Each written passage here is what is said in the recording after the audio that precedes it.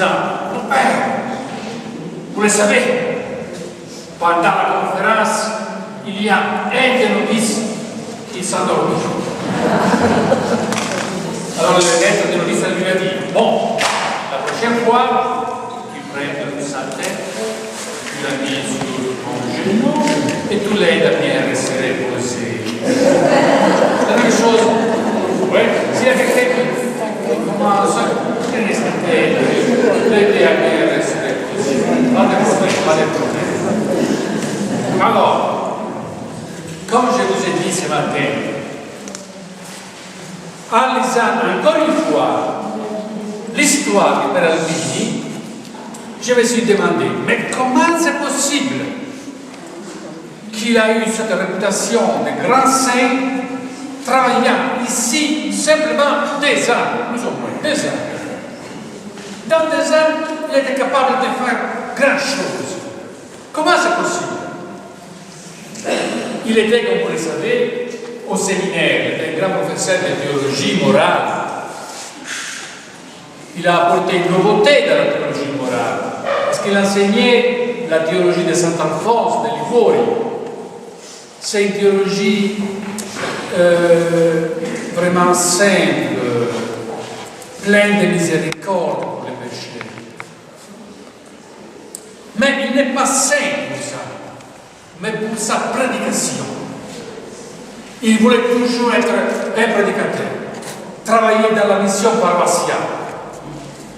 Et il écrit plusieurs fois à son supérieur à Marseille, je suis à la chaîne, on m'a lié ici au séminaire. J'aime enseigner, préparer les nouveaux prêtres, mais je me sens à la chaîne. Je suis trop lié ici. J'aimerais vivre pour la prédication. Et en effet, il prêchait la mission seulement pendant les vacances, quand il était libre de l'enseignement. Pendant l'été, pendant les vacances de Noël, pendant les vacances de Pâques. On t'a perdu. Il prêchait la mission. Mais on se souvient qu'est-ce qui s'est passé à la fin de la première mission. Vous savez mieux que moi ce qui s'est passé à la mission de Moira. Moi, je ne connais pas où Moira est. Parce qu'il y a un village qui s'appelle Moira. Moira, c'est où Moira? La prochaine fois, vous me appellerez à voir. Et là, à la fin de la mission, vous savez qu'on a la direction de la croix. Et là, c'est la première mission et les premiers miracles. Ce n'est pas un grand miracle. Il n'était pas capable de dresser la croix, c'était une grande croix de gloire. Alors elle montait, descendait, descendait. La journée elle est terminée, il n'était pas encore capable. Et alors, vous savez l'histoire? Finalement, il est arrivé là. Et la croix. Tout le monde commence à dire miracle, miracle. Mais c'était vraiment un miracle. Un petit miracle. Petit miracle. Oh, il y en a d'autres. Je suis allé voir tous les miracles qu'il a fait. Combien sont les miracles qu'il a fait? Mais ce ne sont pas des grands miracles. Oh, ici, j'ai la liste de tous les miracles que le Père Albini a fait. Alors, les miracles sont la naissance miraculeuse de Jean de la Testière, qui était le fils du médecin qui soignait le Père Albini dans ces derniers jours. Oh, encore. La résurrection d'un bœuf. Oh, c'est pas un grand miracle. Il ici, il y avait un bœuf qui mangeait dans l'orto. On l'a chassé, il est tombé, il est mort. Alors le propriétaire est venu réclamer. Et le père Albini, dans la fenêtre, il a béni le bœuf et il est resté sur terre. Ce n'est pas un grand miracle. D'autres miracles, petits miracles. La guérison des muets, des fous, des épileptiques, des malades sur les démons, des miracles de lévitation. Pendant la consécration, il élevait le corps de Christ, le sang de Christ, et lui-même il s'est levé, monté. Et l'enfant du cœur. Alors, à la fin, j'ai lu tous ces miracles, tous les témoignages, et je me suis aperçu qu'il faisait des petits miracles, mais ce sont des beaux miracles. Ça veut dire qu'il aimait les gens, parce que c'était des gens simples, du peuple, et ils ont fait des miracles à leur niveau. C'était une façon d'aimer le peuple. Ça, c'est le secret de son succès. Le peuple se sont sentis aimés par lui. Ça, c'est le secret. Il a écrit une fois. Il a écrit un très bon texte en expliquant, en parlant aux séminaristes. Il disait, il fait son expérience des missionnaires. Il disait, est-ce que vous voulez gagner l'homme les plus barbares, les plus prévenus? Il y a une façon très simple. Donnez-lui attention. L'honorez. Il doit savoir que vous ne parlez jamais mal de lui.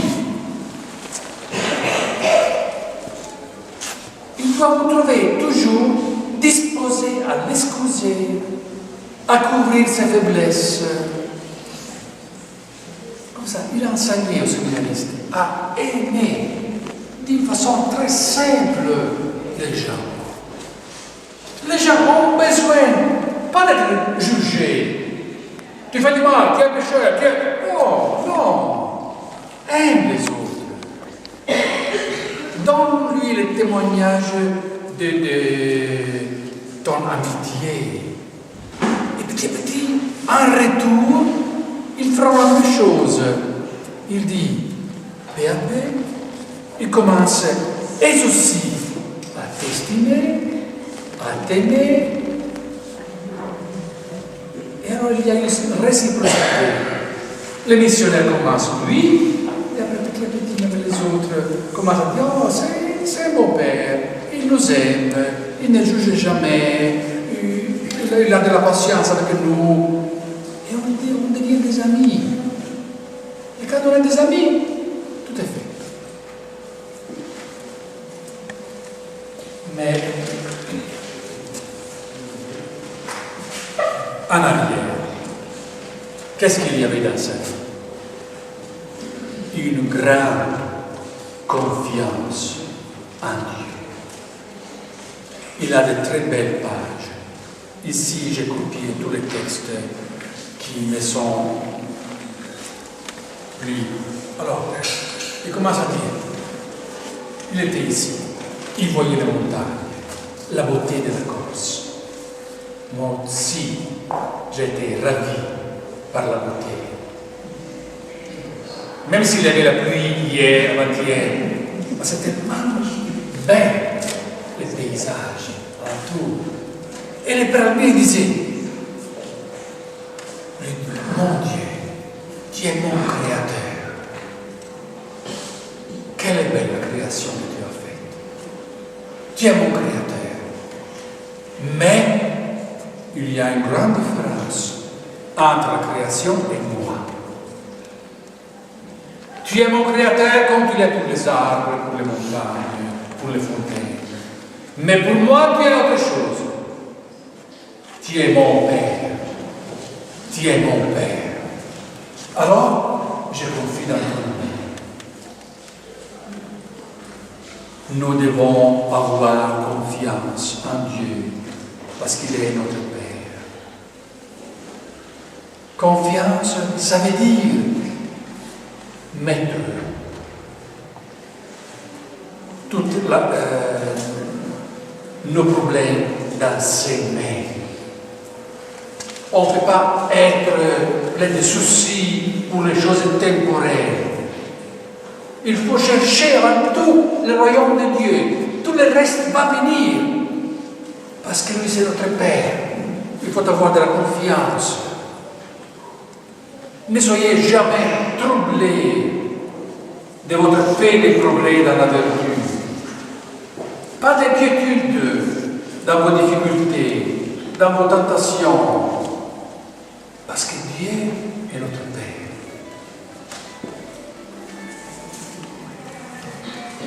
Et encore. Et ce Dieu est notre Père, Jésus est notre frère. Plein de confiance en Jésus notre frère. Il est notre maître, il est notre modèle, il est notre juge. Notre maître. Quand on passe un instant devant la croix, on n'apprend plus devant la croix, dans un moment devant la croix, que 10 jours, 10 ans de tout. Vous apprenez plus en regardant la croix de Jésus qu'en étudiant pendant 10 ans. On apprend de lui, de ces mots, de l'évangile. Le ciel et la terre passeront, mais les paroles de Jésus ne passent jamais.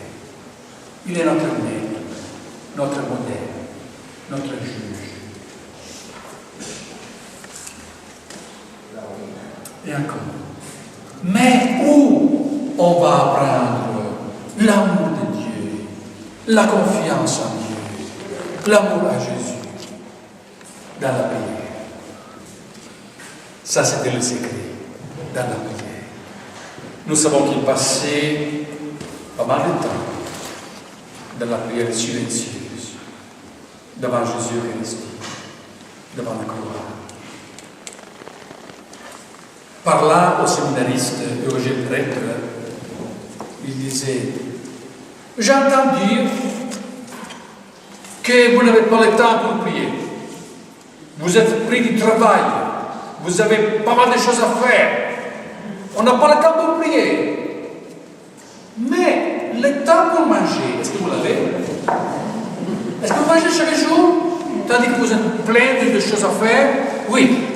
Alors, pour la nourriture du corps, vous avez le temps. Et pour la nourriture de l'âme, pas de temps. Alors il disait, si vous n'avez pas le temps, pour une longue méditation, pour une longue contemplation, ça suffit des petits mots, de temps en temps, durant la journée. Tu peux dire, je t'aime, mon Dieu. Tu es mon Dieu. Tu es mon amour. Tu es proche de moi. Sans ce qu'on appelle les prières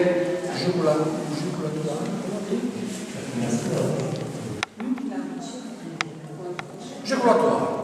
Vous les connaissez? Vous les connaissez? Ou non? Ou pas? Si ou non? Les prières, les petites prières. Oui, tout ça. Mon père, mon papa, il était un expert de ces prières-là. Il y avait toute une série. J'ai trouvé dans ce papier toute une série de prières très simples qu'il avait appris par lui-même, qu'il avait créées par lui-même, pour les répéter pendant son travail. Il était un artisan, il travaillait et pendant le travail, il n'avait pas le temps pour une grande prière, mais il répétait souvent: je t'aime Jésus, tu es avec moi, j'ai confiance en toi, je te prie pour les pauvres, Je n'étais plus pour le missionnaire. Et toute sa vie, toute la vie de mon père était soutenue par cette petite prière. Même si de temps en temps, on les voyait partir avec le vélo, il allait où? Il allait dans l'église où il y avait l'adoration rituelle. Chaque jour, il partait et il allait là. Je ne parle pas de Père Albini, je parle de mon père, mais c'est la même chose. Les saints sont comme ça. Des hommes qui trouvent le temps pour une petite prière, petit rapport avec Dieu. Et ça soutient la vie. On peut faire un grand repas comme aujourd'hui. On peut manger pendant la journée une chose, une autre. Et à la fin, tout est sans bien. Ça, c'est la prière que le Père Albini recommandait aux séminaristes, aux jeunes prêtres, au peuple auquel il parlait. Les 20 minutes sont déjà passées. Oui. Alors, j'aurais trouvé des choses à dire encore, mais ça suffit, je pense. En résumé, quel a été le secret du Père Albini? Premièrement, je pense, un grand amour pour le peuple. Un grand amour pour chaque personne. Il y a une très belle page, je l'ai ici, je n'ai pas le temps pour la citer, où il parle de la charité fraternelle. Qu'est-ce que c'est la charité? Il reprend le mot du Seigneur. Je vous donne un commandement nouveau, de vous aimer les uns les autres. Et il explique nouveau. Qu'est-ce que ça veut dire? Pourquoi il est nouveau? Parce qu'il nous donne comme modèle soi-même. Aimez-vous les uns les autres comme moi, je vous aime. Et comme nous a aimé Jésus, jusqu'à donner sa vie. Alors, ça c'est le secret du Père Albini, qui aimait jusqu'à donner sa vie. Et là, il aimait d'une façon très simple, ces petits miracles, pas que de grands miracles, petits miracles pour venir en aide à l'un à l'autre. Il y a quand même un grand miracle, pour moi c'est un grand miracle. C'est un petit miracle. Mais quand je lis ces miracles-là, j'ai été touché. Vous les connaissez peut-être. Il prêchait une mission, et à un moment donné, il est rentré chez lui. C'était déjà le soir. Il y avait un séminariste avec lui, non? Vous le savez. Et il a dit, on va prier les bréviaires. Et le séminariste lui a dit, mon père, c'est nuit, on n'a pas la lumière pour prier les bréviaires. Ça va rien, commence. Et ça commence. Quand ils sont arrivés, le séminariste s'est aperçu que vraiment c'était lui. Et il a dit, mais comment c'était possible d'avoir la lumière pour lire les bréviaires? Le jour après, un berger, il est venu à la paroisse, il a rencontré ces séminaristes-là, il lui a dit, hier, quelque chose s'est passé.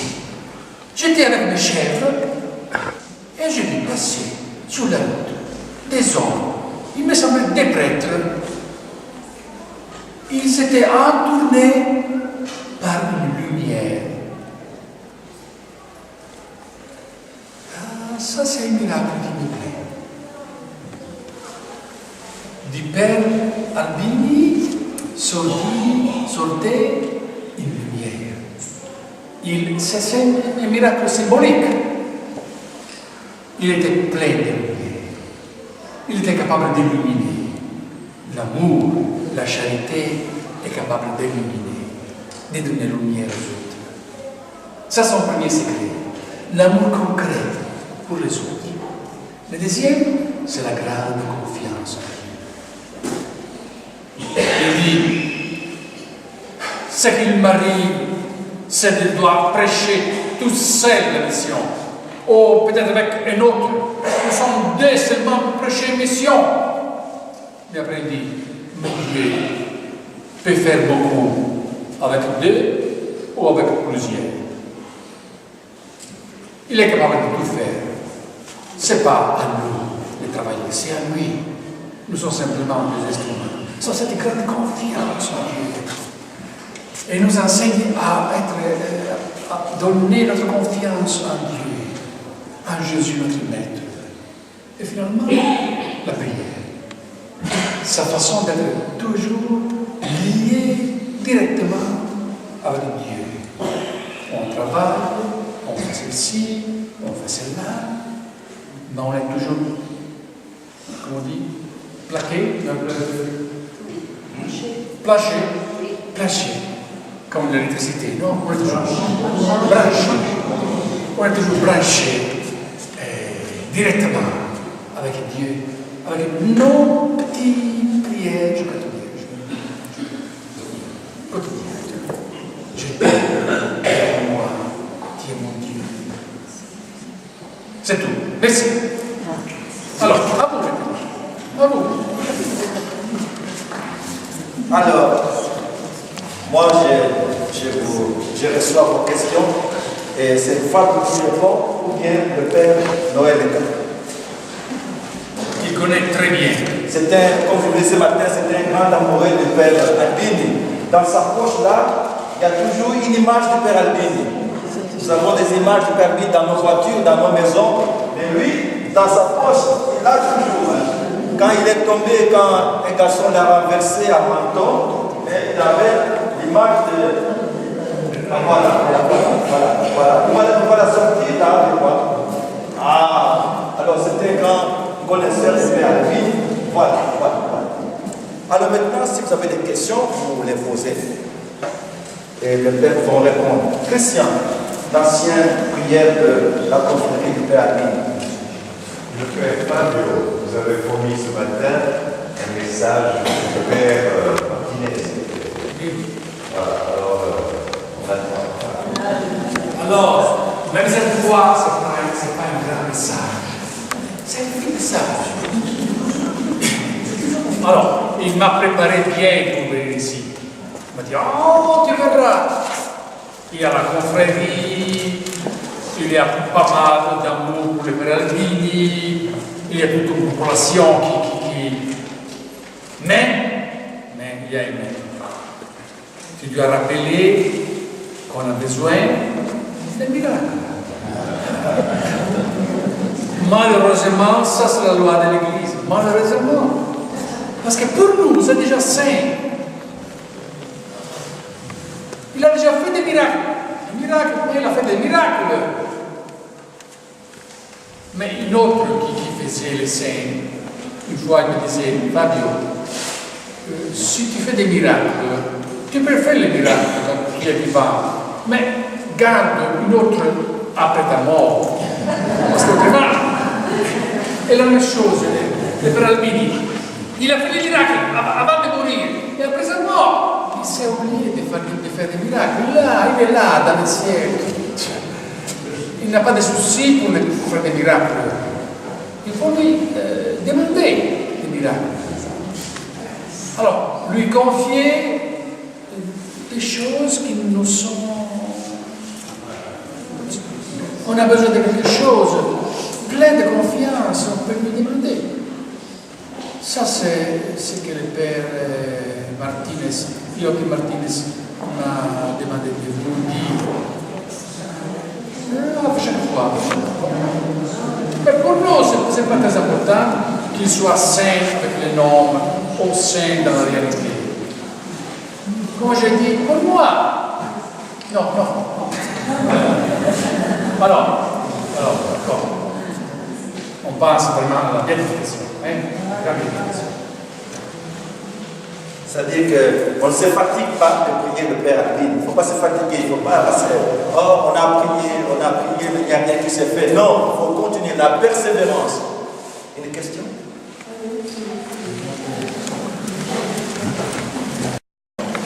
Beaucoup de signes qui pour nous sont des miracles. Je peux en citer en particulier le maçon Colmé, une transplantation cardiaque qui était nécessaire. Pas de cœur, il devait mourir le 8 juin, finalement le 30 juillet, on lui a trouvé un cœur. Et le village d'Olmeto était venu en pèlerinage ici pour remercier le 2 août.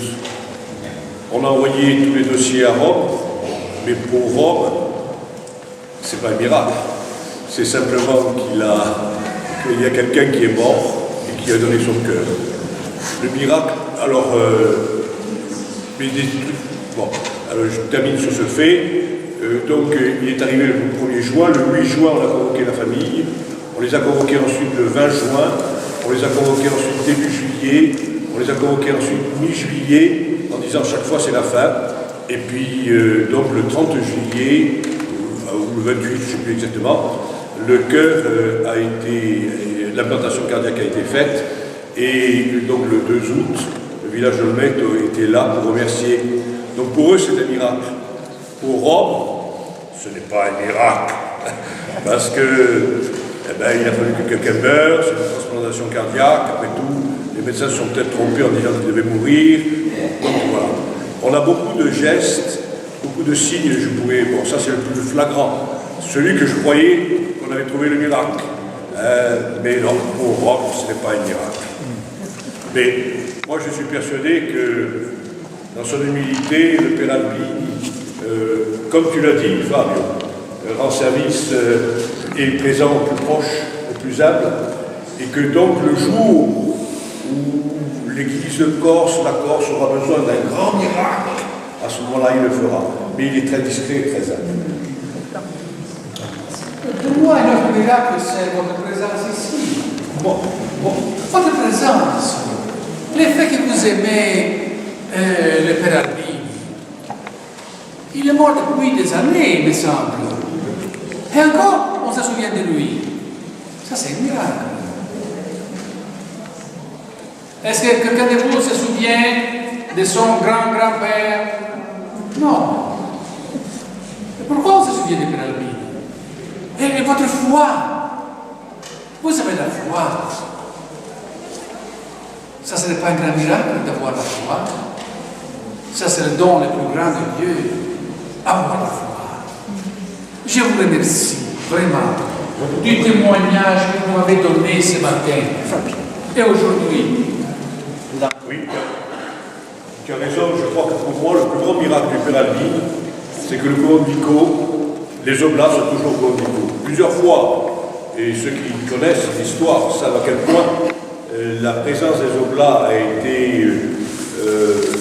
Parfois, c'est même une intervention du supérieur général, Marcello Zago, qui a redonné vie au courant de Vico. Donc pour moi, un des miracles, peut-être le grand miracle, c'est que les oblats sont toujours au courant de Vico. Pour que ça nous. Maintenant, vous m'avez donné un grand témoignage.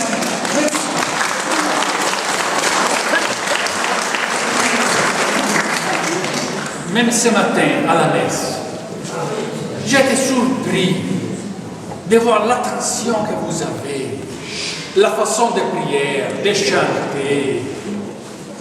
C'était beau. Vous avez chanté en français, en corse, en latin,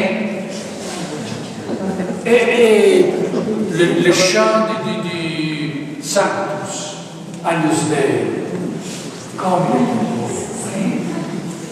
les entendre les différentes voix. Alors ça, c'est un grand témoignage. Aujourd'hui, gardez vive la foi. Merci. Encore des questions? Il n'y a que deux hommes qui ont parlé, maintenant on donne la parole aux femmes. Au renseignement des Lumières. On a encore du temps. Père Albini a fait un miracle dans cette église il y a de ça 15 ans. Nous étions en procession le 19 mai. J'avais une nièce qui avait eu un accident de voiture, elle avait 20 ans, et elle était dans le coma depuis 3 mois. Il y avait Père Frémy qui a fait la procession, et en revenant à grotte, nous faisions des intentions de prière. Et Père Frémy dit au micro, si quelqu'un de vous a des intentions de prière à demander, c'est le moment. Je me suis approchée de Père Frémy et j'ai dit, Père Frémy, une intention de prière pour ma nièce qui est dans le coma depuis 3 mois suite à un accident de voiture. Et en rentrant par la porte là, Père Frémy dit ceci: nous allons prier pour la nièce de Lily qui vient de sortir du coma. Or, je lui avais dit qu'elle était sortie du coma. Et en sortant, ma belle-sœur, donc ma grand-mère, qui m'engueule en disant: mais elle est dans le coma, tu t'es trompée. Ah, j'ai dit: écoute, on a prié, c'est l'essentiel. Quand ma belle-sœur est arrivée à la maison, ma nièce appelait depuis une demi-heure en disant: maman, Flavie vient de sortir du coma. Si ça n'est pas un miracle, Père Fab, merci Père Agui, c'est un miracle. Faites passer le message à Rome. Merci. D'accord.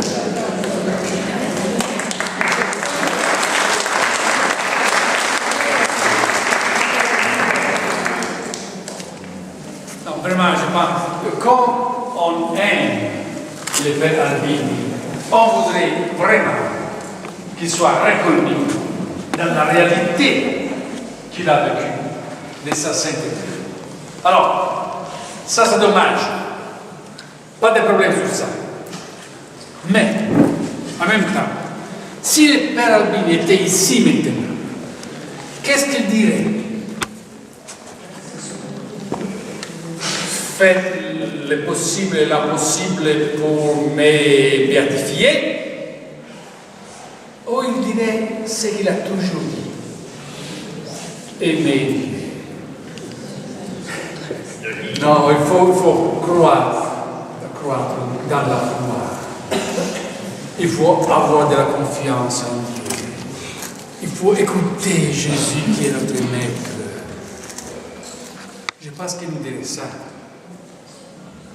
Alors, c'est vrai, il faut faire du tout parce que tout le monde reconnaître sa vertu, sa sainteté. C'est dommage. Mais s'il devient saint, et nous ne devenons pas saints, à quoi sert?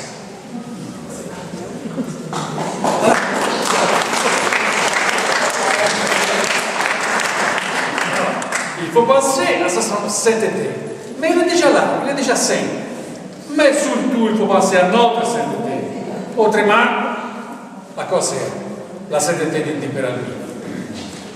Alors je vous souhaite vraiment un chemin de sainteté qui se fait petit à petit, en respectant les autres, en aimant les autres, avec notre confiance en Dieu, avec la prière quotidienne. Ça, c'est le chemin qu'il faut continuer à suivre pour devenir comme le Père Albini est devenu saint.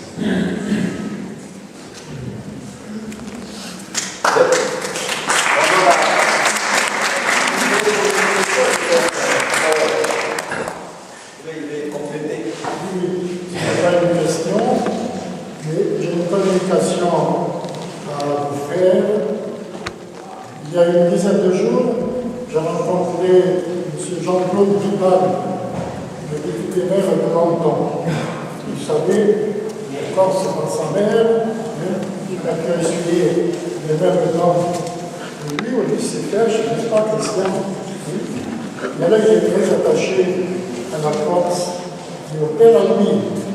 Et le repas qu'il nous avait offert à quelques pères, il y a donc 12 jours, à la fin du repas, je lui ai dit: je pars à Vico et je serai là-bas pour la fête du Père Albini. Tout de suite, il m'a dit: portez notre bon souvenir à tous ceux qui seront là à la fête et nous sommes unis avec eux. Et je demande aussi qu'on prie dans la prière que nous faisons encore pour une cérémonie. Nous passerons à Menton et en particulier aussi à M. Duval et à sa famille. D'ailleurs, je lui ai dit aussi que du 14 au 18, il y aura un pèlerinage à Menton. Il m'a dit: vous me tenez bien au courant.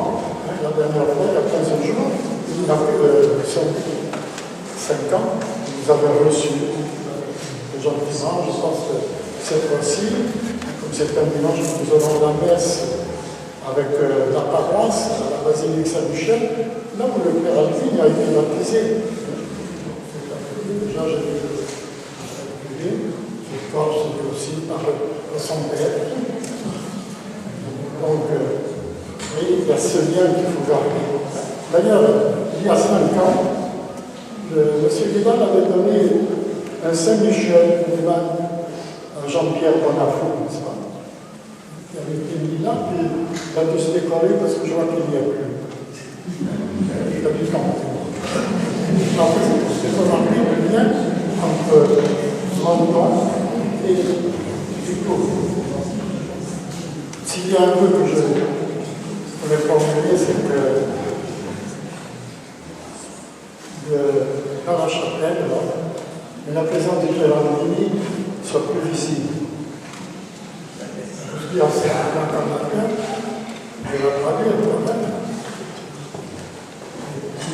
Et s'il pourrait y avoir un tableau ou quelque chose, là on a mis le voisin, on a mis le plus, c'est très bien. Et si ça, parce que des gens rentrent, ils savent. Et si on ne trouve pas de Père Aldini, on fait que la porte fait combien? Et bon, oui, moi j'ai des images, je ne sais pas si je fais la vie, parce que tous les jours, on va voir parce que quand le patient se présente, je parle du Père Aldini, je vois quand je donne des images à des gens qui viennent se confesser ou parler, et je dis, attendez, on va prier pour la main, et c'est une prière. Et puis, il y en a des fois qui me disent, je ne peux pas m'en donner l'autre pour que je puisse adapter. Je pense qu'il faut que nous soyons comme ça, donc attentifs après qu'on vient de faire la ligne en parler. À nous porter. Je veux dire que j'ai même dit du pape Jean-Paul II, parce que nous avions une session il y a à Rome, Jean-Pierre Brun, qui était commissaire de standard, nous avait envoyé, nous étions 25 là, et nous avons eu une liège la grâce de célébrer une messe avec le pape dans sa chapelle privée, et à la fin après la messe, il a parlé à nous dans la salle qui était attenante, dans la chapelle, et puis à la chapelle, il a posé quelques questions. Il dit, vous, chacun au sanctuaire, puis je suis comme ce que je dis. Monseigneur Albi, je dis oui, mais avec nous avons le Père Albi, on n'a pas de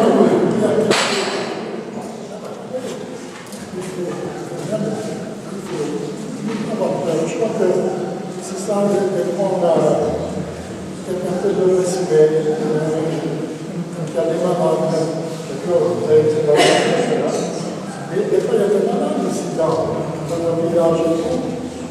Et je dis, vous ne voulez pas, dans une famille, comme ça veut dire prier. On prie personnellement, mais on prie dans le Seigneur. Il y a eu des prières dans des paroisses, dans des familles, pendant cette journée. À propos du 14 au 18 juin, Vico, le secteur de Vico organise un pèlerinage à Menton, sur le pas du Père Aldini, voir là où il est né, peut-être nous reviendrons avec le miracle. Donc il y a encore 5 places, pour ceux qui veulent nous suivre, il y a encore 5 places. Le départ c'est le 14 juin, partons en avion. Si ça vous plaît, eh bien téléphonez au couvent. Encore une question?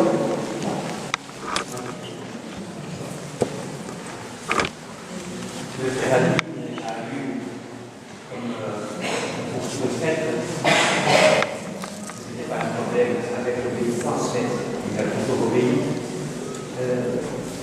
On l'avait mis enseignant alors que ça donne un peu de temps à la mission. Alors, moi je voudrais dire quelques mots sur l'obéissance parce que elle n'est pas valable seulement pour les religieux, mais c'est aussi pour chacun d'entre nous dans notre vie, nous avons tous pouvoir obéir à quelqu'un. Et c'est pas facile d'obéir. Alors, si vous voulez nous donner quelques mots là-dessus.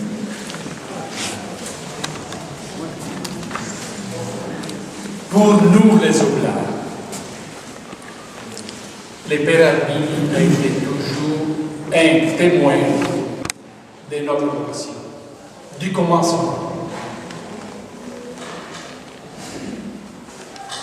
Tous les Oblats ont vu Albini comme celui qui a vécu pleinement la vocation de l'Oblat, qui a vécu selon la règle.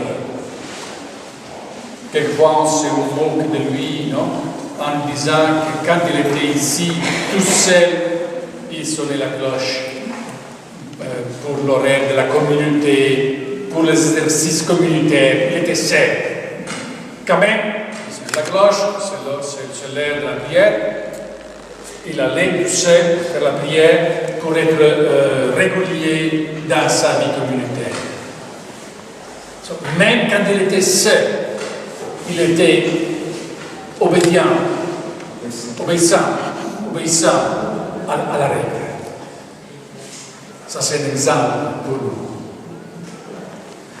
Un de nos savants a écrit une étude, le Père Albini, modèle de la vie oblate. Mais il peut être aussi modèle pour tous les fidèles, pas seulement pour les oblats. Réellement, on dit qu'il était missionnaire, il a été missionnaire, mais il a fait tous les services qui sont à l'oblat. Il a travaillé dans les prisons, il a travaillé à l'hôpital, il a travaillé au service des immigrés. Les Italiens, c'est là des immigrés en France. Il a travaillé à la formation des prêtres, à la mission paroissiale. Il a vécu tous les aspects de la vie des missionnaires. Mais en vivant ça, vraiment, il a dû vivre dans l'obéissance. Dans l'obéissance.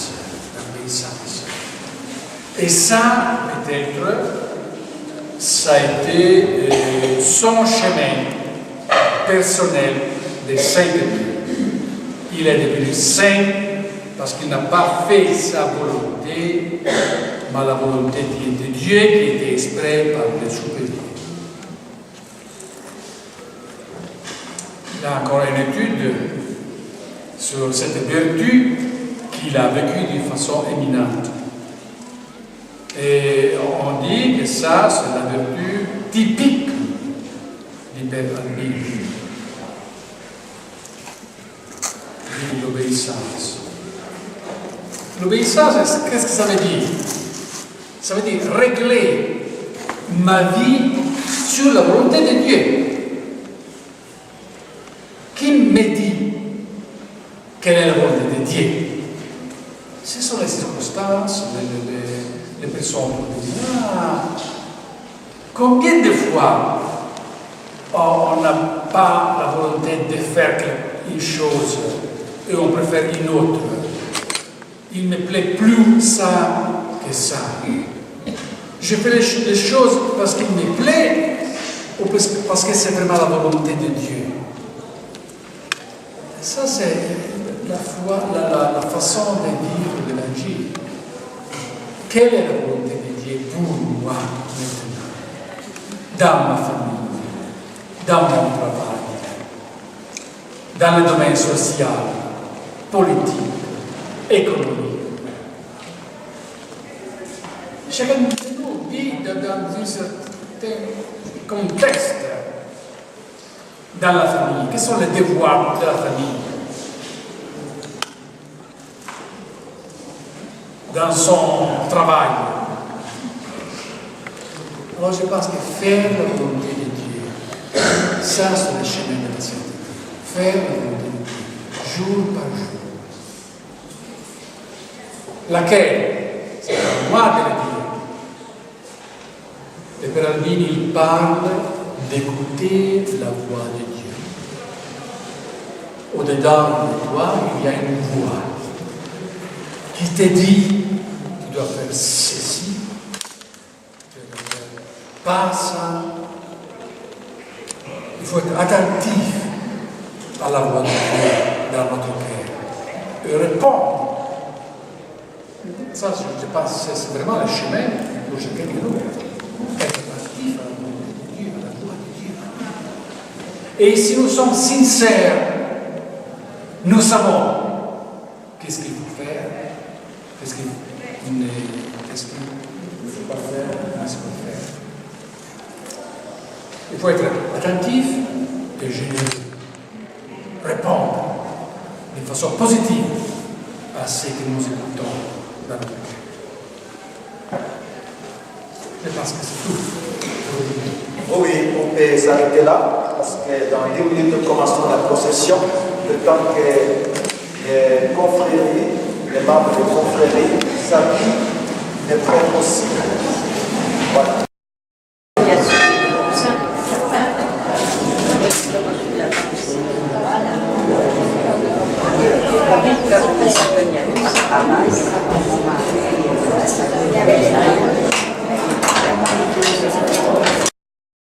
Donc je vais vous donner l'ordre de procession, l'ordre de marche.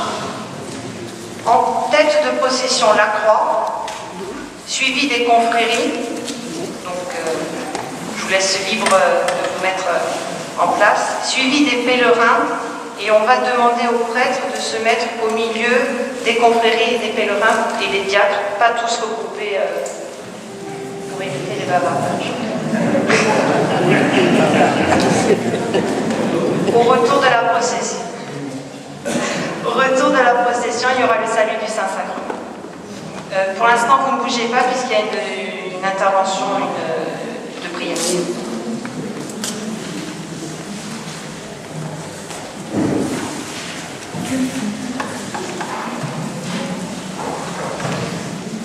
Bonjour. Nous allons donc en procession. Nous allons marcher sur la route ensemble pour signifier par là que nous sommes des pèlerins sur cette terre. Nous ne sommes pas des gens qui possèdent des propriétaires, mais des gens de passage. Et je pense que c'est dans cet esprit aussi que le Père Albini a vécu sa vie. Alors durant ce temps que nous passons sur cette terre, il faut l'utiliser de son mieux, de notre mieux.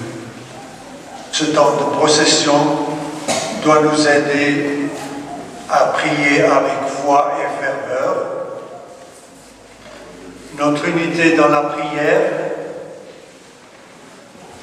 dans la méditation, c'est déjà la vie en Dieu.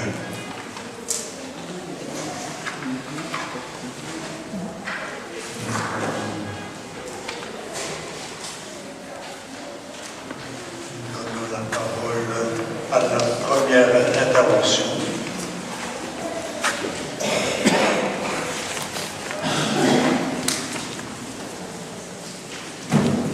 Pour cette année de la foi, le groupe des laïcs associés, nous avons préparé la neuvaine au Padrambi.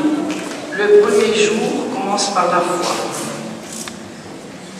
Le 26 novembre 1790, celui qu'on appelle aujourd'hui le vénérable Père Charles Dominique Albini vient de naître.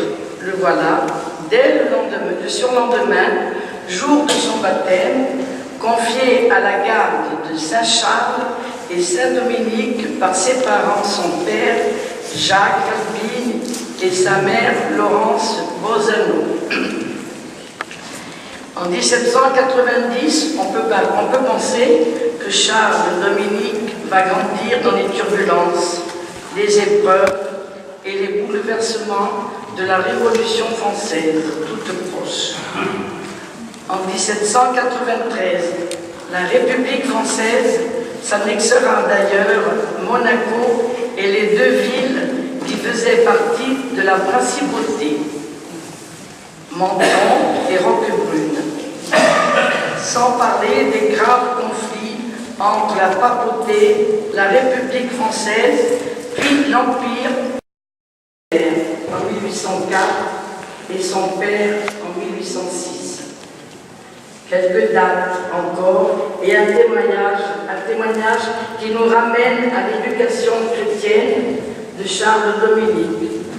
Selon l'usage de l'époque, Charles Dominique fera sa première communion à 13 ans et sera confirmé en 1805.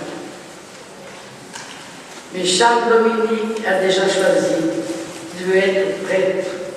De l'école presbytérale de Menton au grand séminaire de Nice, il franchira les étapes qui le mèneront à l'ordination. Le 17 décembre 1814, à 24 ans, il est ordonné prêtre à la cathédrale de Nice. Quant au témoignage concernant ses parents, ils jouissent d'une excellente réputation et ils faisaient l'édification de la paroisse par la pratique de leurs devoirs religieux.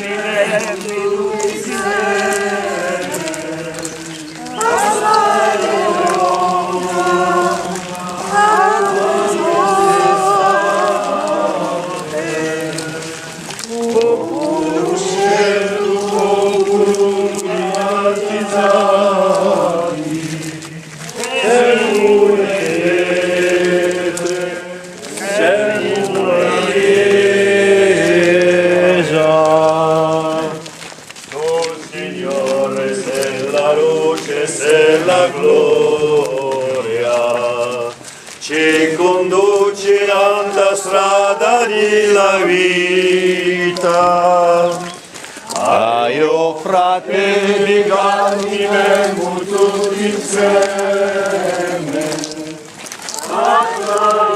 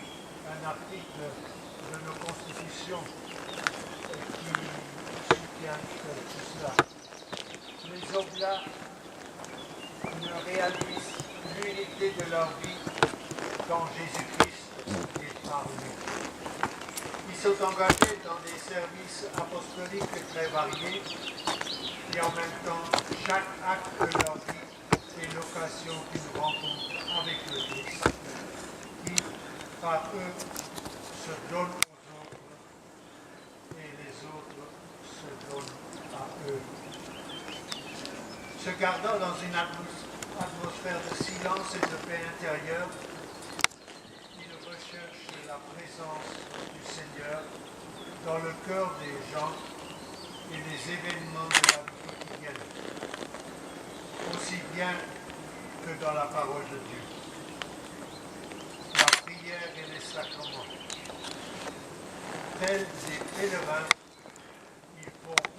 avec Jésus dans la foi, l'espérance et l'amour.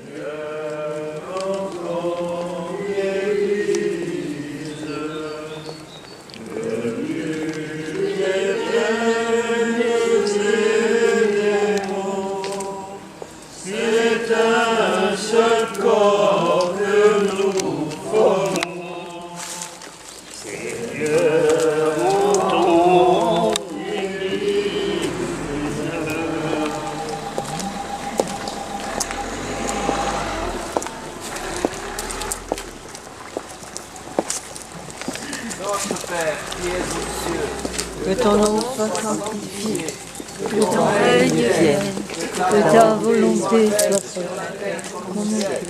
Donne-nous aujourd'hui notre pain de ce jour.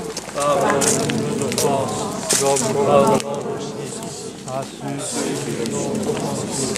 Et ne nous soumets pas à la tentation, mais délivre-nous du mal. Je vous salue Marie, pleine de grâce, le Seigneur est avec vous.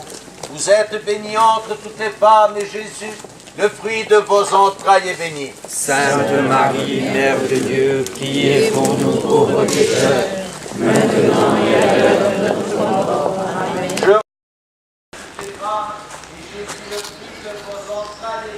Sainte Marie, Mère de Dieu, priez pour nous. Salut Marie, pleine de grâce, le Seigneur est avec vous. Vous êtes bénie entre toutes les femmes, et Jésus, le fruit de vos entrailles, est béni. Sainte Marie, Mère de Dieu, priez pour nous pauvres pécheurs, maintenant et à l'heure de notre mort. Amen. Salut Marie, pleine de grâce, le Seigneur est avec vous. Vous êtes bénie entre toutes les femmes, et Jésus, le fruit de vos entrailles, est béni. Sainte Marie, Mère de Dieu, priez pour nous pauvres pécheurs, maintenant et à l'heure de notre mort. Amen. Salut Marie, pleine de grâce, le Seigneur est avec vous. Vous êtes bénie entre toutes les femmes, et Jésus, le fruit de vos entrailles, est béni. Sainte Marie, Mère de Dieu, priez pour nous pauvres pécheurs, maintenant et à l'heure de notre mort. Je vous salue Marie, pleine de grâce, le Seigneur est avec vous. Vous êtes bénie entre toutes les femmes, et Jésus, le fruit de vos entrailles, est béni. Sainte Marie, Mère de Dieu, priez pour nous pauvres pécheurs, maintenant et à l'heure de notre mort. Amen. Gloria Patri et Filio et Spiritui Sancto, sicut erat in principio et nunc et semper et in saecula saeculorum. Amen.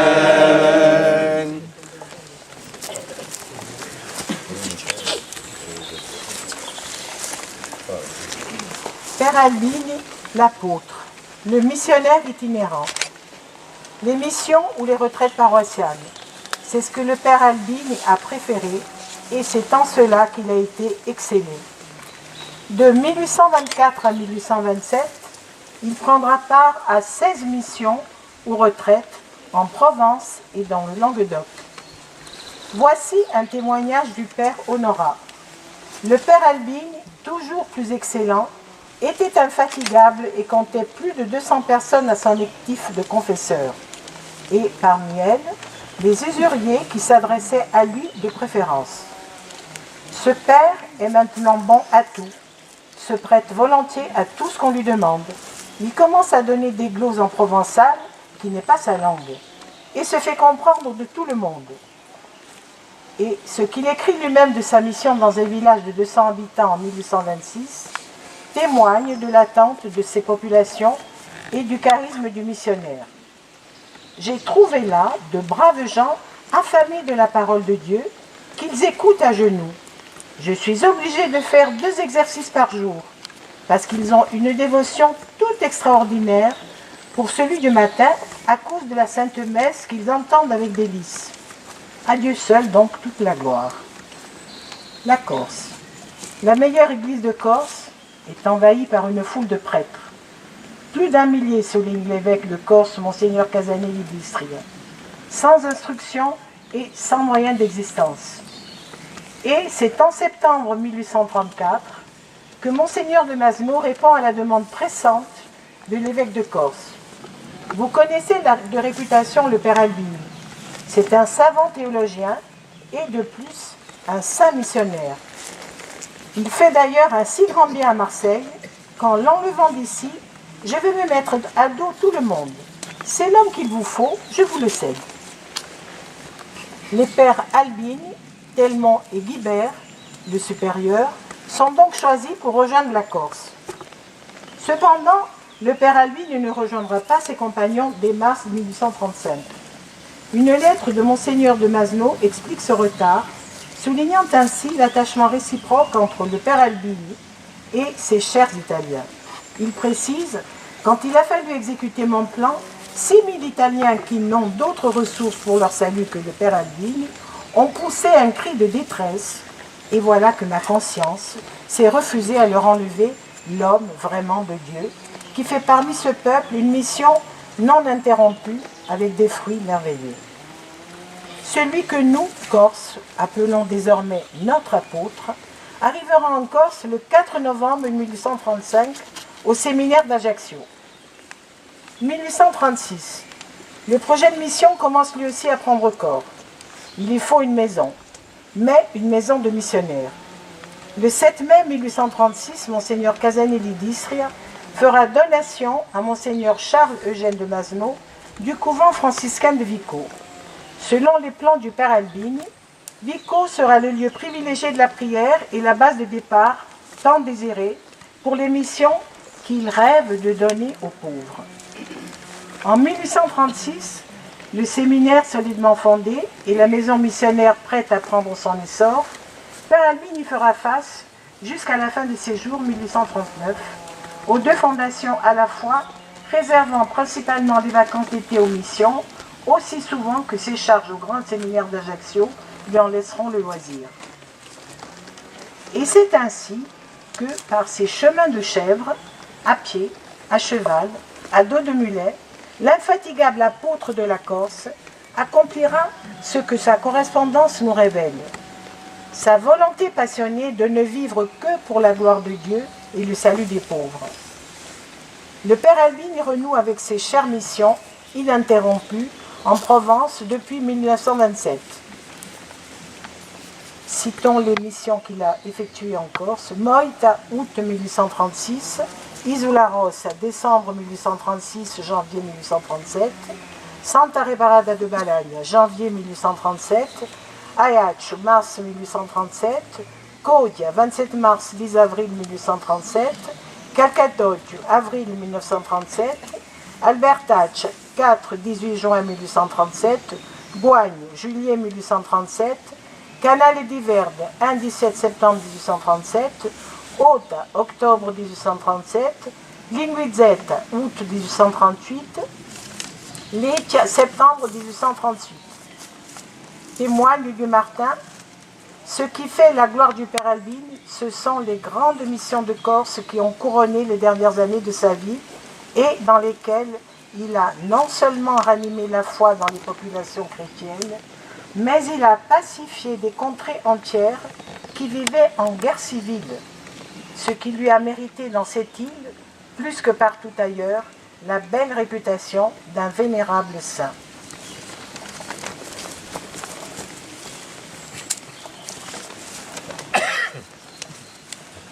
nous avons cité tout au long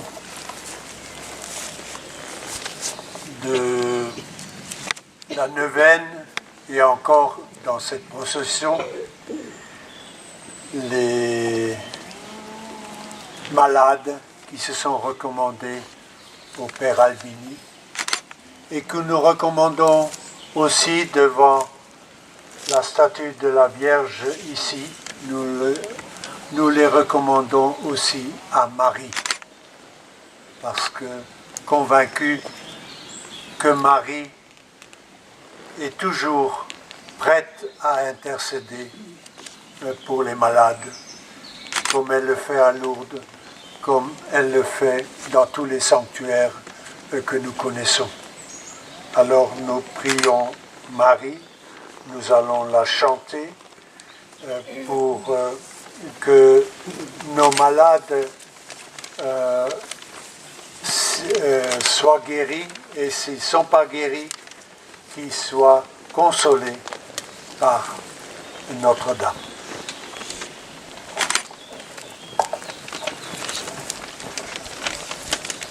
Les saints et les anges en chœur glorieux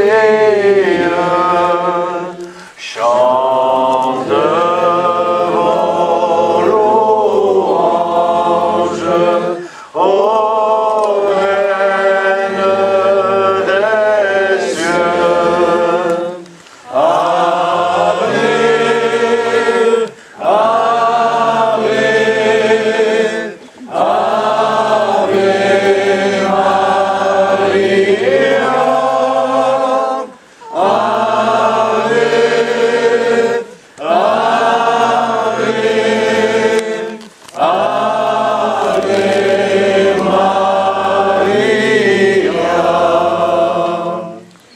Nous reprenons notre procession.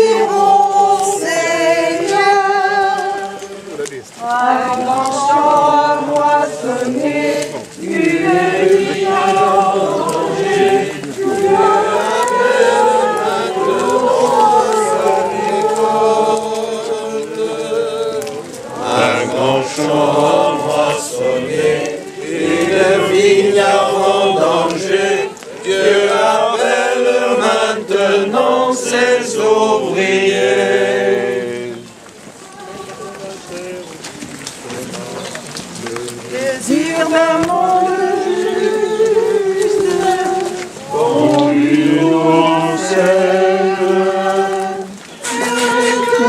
du propos, l'espérance d'une alliance.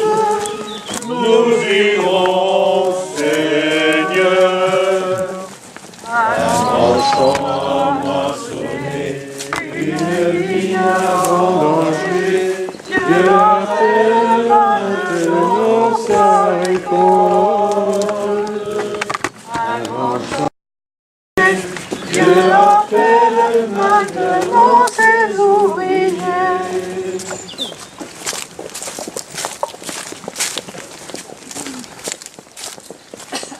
Nous prions plus spécialement pour Aël, Norine, Gilbert, Pauline Tchékan, Antoinette, Marie de Ville, Pascal, Antoinette, Toto, Herminienne, Ajaccio, Schutzer, Caroline Trombert, Laurie Carotenou, Michel, doucement. Céleste, Angèle, Carlos, Cécilia, Courtois, Joseph, Rosette, Fanfan, Lucien, François, Joseph, Séléna, Gros Enfant, Antoine, Nina, Augustin, Angèle, Zaza, Nini Maryse, Marie, Joseph Bernard, François Bernard, et à Bastia pour tout ça.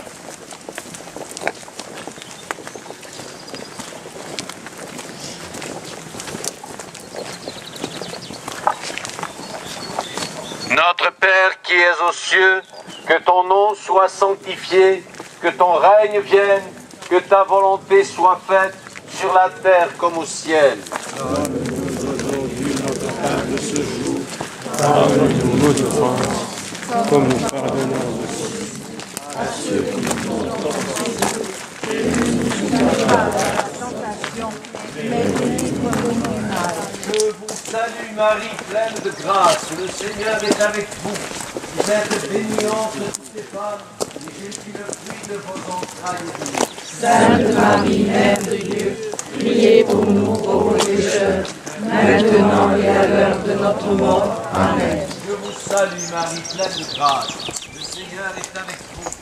Vous êtes bénie entre toutes les femmes, et Jésus, le fruit de vos entrailles, est béni. Sainte Marie, Mère de Dieu, Priez pour nous pauvres pécheurs, maintenant et à l'heure de notre mort. Amen.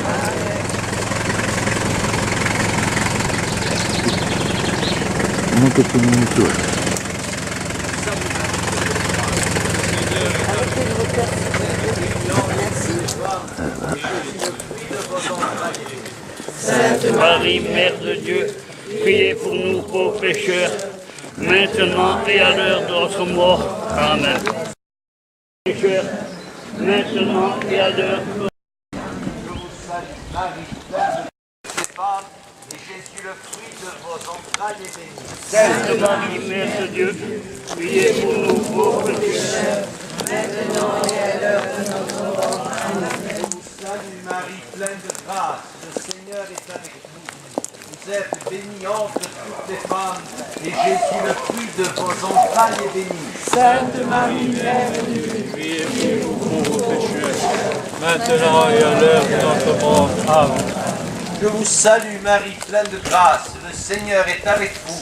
Vous êtes bénie entre toutes les femmes, et Jésus, le fruit de vos entrailles, est béni. Sainte Marie, Mère de Dieu, priez pour nous pauvres pécheurs, maintenant et à l'heure de notre mort. Amen. Je vous salue Marie, pleine de grâce, le Seigneur est avec vous. Vous êtes bénie entre toutes les femmes, et Jésus, le fruit de vos entrailles, est béni. Sainte Marie, Mère de Dieu, priez pour nous pauvres pécheurs, maintenant et à l'heure de notre mort.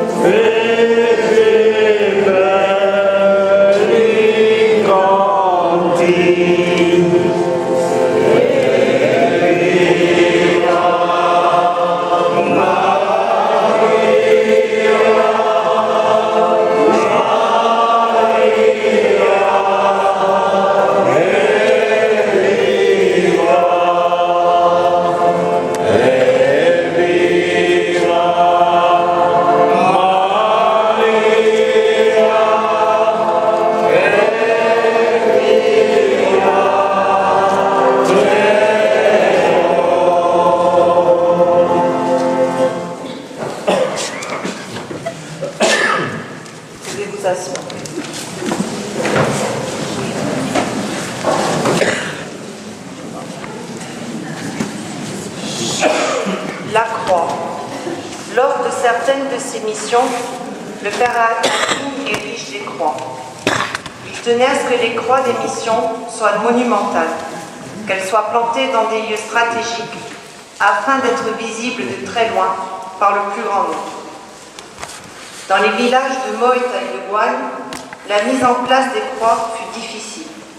En effet, vu leur taille, il était nécessaire qu'une foule compacte soit présente. Malgré tous les efforts de la population pour les installer dans leur socle, et n'étant pas encore complètement à la verticale, elles menaçaient de se rabattre sur les porteurs. Au vu de ce fait, le saint missionnaire, comme était appelé le vénérable Père Albin en ces temps, quitta sa chaire de prêche et s'approcha de la croix, en y imposant ses mains pour la retenir. À ce contact, un miracle eut lieu, puisque la croix se redressa et s'installa dans son emplacement définitif. La mort d'un saint. Novembre 1838, Charles-Dominique Albin tombe malade. Le Père Guibert annonce le 13 novembre que depuis 10 jours, une fièvre si violente fatigue le malade sans intermittence. S'il n'y a pas d'amélioration, il lui administrera le saint viatique et l'extrême onction.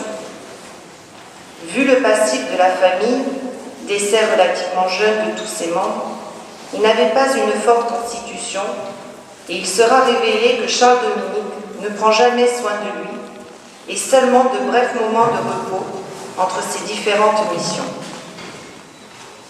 Le fondateur des Oblats, Saint-Eugène de Mazenod, en apprenant la grave maladie du missionnaire, a une très vive réaction au point d'offrir sa vie si cela peut sauver le malade. Il dira « Coup de foudre qui m'atterre. Le père Albin est si dangereusement malade. Prosterné, la face contre terre, je demande à Dieu qu'il m'enlève de ce monde plutôt que cet apôtre. Personne ne peut le remplacer en Corse. Cette pensée me préoccupe tellement que je demande à tous de commencer dès aujourd'hui de humbles supplications pour arracher à Dieu l'âme qu'il semble vouloir appeler à lui. La maladie évoluera lentement, avec des hauts, des bas, mais le 20 mai, le père Guibert annoncera le décès par une brève lettre. Notre bon et digne père Albin est mort ce matin, seconde fête de la Pentecôte à 7 heures. Il a vu venir la mort avec le calme, la résignation et la joie d'un bon religieux qui aspire à la récompense. Nous ne sommes pas frappés de cette mort comme on a coutume de l'être dans ces tristes occasions. Cela vient de l'assurance, qui est une vraie certitude pour ceux qui ont vécu avec lui, que sa bienheureuse âme, en sortant de son corps, a été reçue dans le sein de Dieu. Toute la province de Vico assiège notre église où est exposé le corps. La province n'est pas en deuil, mais sous l'impression de sa sainteté. Pour être dans les desseins de Dieu, il vaut mieux pour nous d'avoir un intercesseur puissant dans le ciel qu'un missionnaire de plus ici-bas. En apprenant ce décès, le fondateur écrira aussi « L'homme le plus utile de notre congrégation, l'homme unique pour le pays qui lui était échu en partage, nous est enlevé. C'est un sacrifice immense que Dieu exige de nous. Il ne nous reste plus qu'à confondre et à adorer. La mort de notre bien-aimé frère a été celle d'un saint. C'est un bienheureux à ajouter à la communauté de la congrégation qui est dans le ciel. La Corse n'a plus d'apôtre. » La cérémonie des funérailles fut touchante. On voyait la douleur peinte sur les visages de tous. On pleurait comme si on avait perdu un fidèle ami, écrira le père Guibé après avoir assisté aux obsèques. Le père Moreau rajoutera quant à lui « Le père Albin y souffrait beaucoup. Et cependant, chaque fois, je lui témoignais ma peine de le voir dans cet état de souffrance. Il me répondait avec un air serein qu'il était sur un lit de rose. » Le corps du défunt fut enseveli dans un cercueil de bois et déposé dans le petit cimetière de la communauté près de l'église. L'exhumation et la translation des restes eurent lieu le 16 octobre 1855 en présence de Monseigneur Casanet-Lidistre, d'Eugène de Mazenod et du père Guibert. Ces ossements furent déposés dans un nouveau cercueil et placés dans un pilier de l'église, au pied du Franciscone, où il venait si souvent prier. Le père Telmont, qui fut compagnon du vénérable père Albin pendant ses missions, écrira des années plus tard « Je ne comprends pas qu'on ne travaille pas à la béatification du père Albin. On laisse mourir tous ceux qui l'ont connu et l'on aura beaucoup plus de peine à faire un procès qui s'impose. »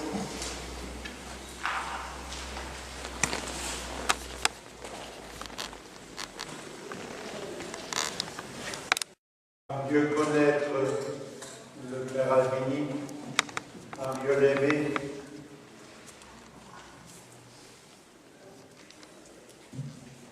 tu es toujours là pour nous aimer, pour nous accompagner, pour nous dire va de l'avant, Que ton encouragement soit pour chacune d'entre nous une consolation.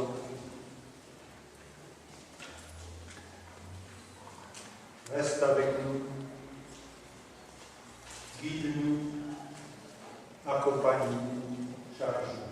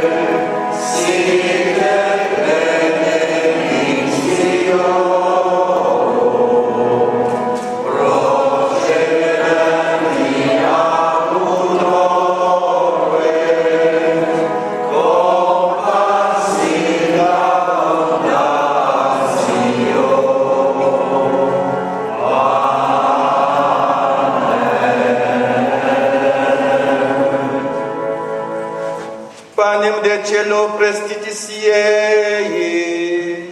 Ore declamantum seamate.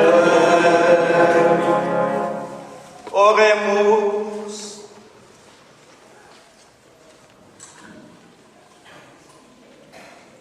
Seigneur Jésus-Christ, dans cet admirable sacrement, tu nous as laissé les mémorials de ta passion.